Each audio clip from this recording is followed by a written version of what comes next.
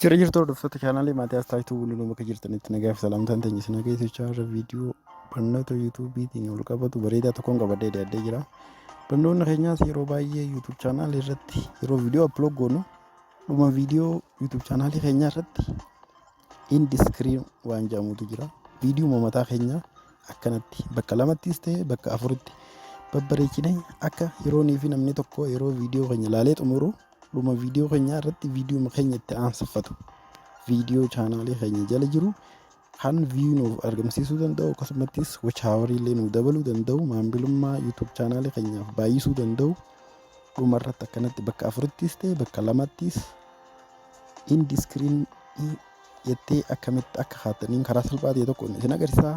Egaa gama viidiyoo kanaatiin seenuun dura warri chaanaalii keenyaaf haaraa taatan as taa'aa subscribe godhuun akka yeroo hunda viidiyoon keenya isin bira ga'uuf all notification irra godhadhaa jecha haalatumaan gara viidiyootti isinii seenaa yeroon fi gama viidiyoo keenyaatti isinii seenu yeroo viidiyoo upload goonu waan namoonni baay'ee yuutuubaroonni baay'een irratti hin hojjenne tokkotu jira. Indiskiriin waan jettu jira. Indiskiriinii kana namni next godheetuma bira kutaa garuu yoo nufi irratti hojjenne bu'aa guddaa qaba yuutuub chaanaalii keenyaaf view illee nuuf dabala akkasumatti wachaawariin keenya illee akka nuuf dabaluuf bu'aa guddaa qaba jechuudha. Viidiyoo mataa keenya viidiyoo yuutuub chaanaalii keenya irra jiru aad godhuudhaan akka namni paartii itti aanu yeroo nufi dhuma viidiyoo keenya daawwatee fixe viidiyoo keenya isa biraa haalatumaan view godhuu karaa salphaa ta'e tokkoon akka ittiin hojjetaniitu jira. Egaa namoonni yuutuubaroonni kamiyyuu yeroo nufi yuutuub chaanaalii hojjetan siistama kana fayyadamuun karaa salphaa ta'een upload godhadhaan isiniin jaa isin fayyada bu'aa guddaa qabaa isinii fi karaa kanaan yoo nufi upload godhatan bu'aa guddaa qaba jechuudha. Saniifuu karaa kanaan upload godhuun views ta'e akka yuutuub chaanaaliin keessan guddatuuf wachaawariin keessan dabaluuf bu'aa guddaa qaba.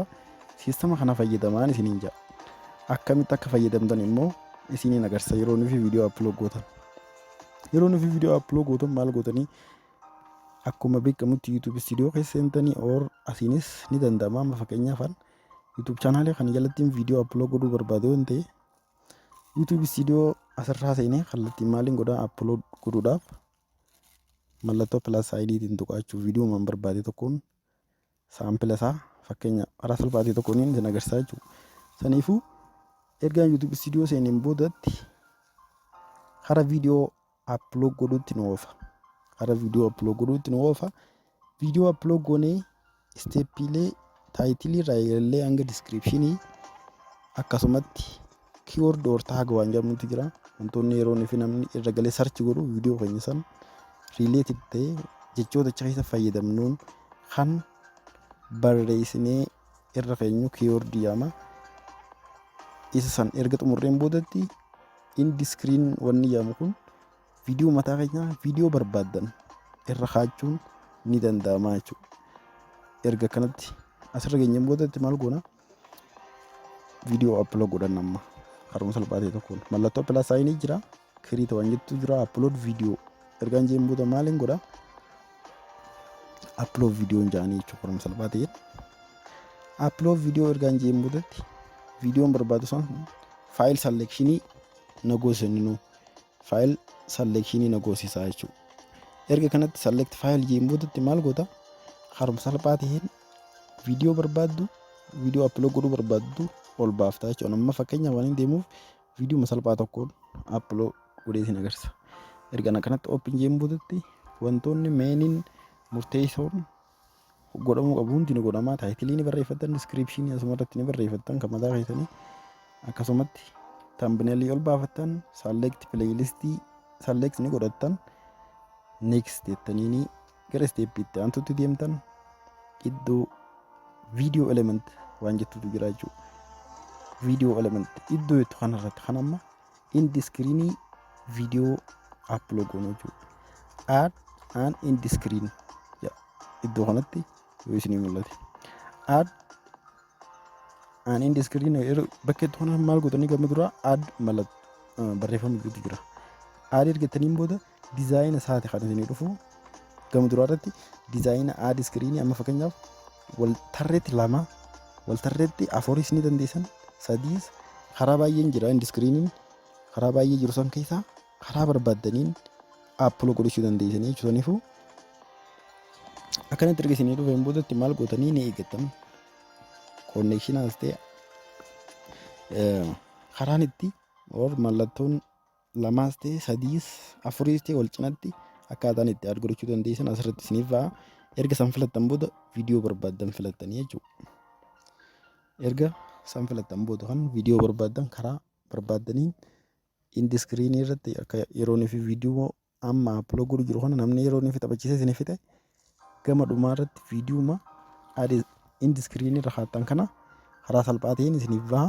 Namni itti aansee viidiyoo mataa keessanii yoo barbaades isiniif taphachiisaa jechuudha. Akkanatti erga dhufeen booda indiskiriinii jira. Amma fakkeenyaaf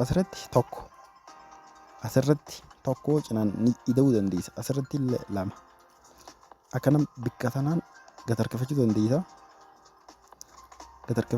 Akkanatti akkanaan 2 wal tarreetti. Amma fakkeenyaaf isa kanaan 4 godhee isin agarsiisa jechuudha. 2 viidiyoo isa jiru kana. Hoggaan garaa hedduu dhagee kilik godhee mallattoo ida'uu qaba. Akkana sii dhufa. Akkanatti ol harkifadhaa. Ergaan akkana ol harkifadhee immoo viidiyoo asirra dhufuu barbaadu sun eessaniin dhufa. Choice specific video waan jettutu jira jechuudha. Isa sanarra kilik goota. Viidiyoo barbaaddu asumaan sarchi gootee or viidiyoo YouTube chaanaalee kan jala jiru hundinuu as keessatti ni ba'a. Kan barbaaddu irra kaachuu dandeessa. Amma fakkeenyaaf viidiyoo makiyya keessaa viidiyoo ta'e tokkoon irra kaadhee isin agarsiisa jechuudha salphaan. Amma viidiyoo kanaan barbaadu hin ta'e kana irratti kilik godhaa viidiyoo dhufee jira asirra. Isa kanaafis akkasumatti akkana guddisteetis xiqqeessuu ni dandeessa kana saayizii isaatii. Isa kanaafis irra kilikiin godhaa viidiyoo select godhaa jechuudha. Choose specific video kajuun. Choose specific video irratti kilika kan godhee karaa viidiyoo selection noofa viidiyoo YouTube channel kiyya jala jiru isa kanaan barbaade wanti viidiyoon barbaadu irratti kilik godhaa asirratti dhufaa jechuudha. Asirratti akkanatti erga dhufeen booda maaliin godhaa as jalattis 4 godhee ida'uu ni danda'a. Kanaan booda seeviin jaanii hara viidiyoo uploadii ittiin deebi'aa jechuudha.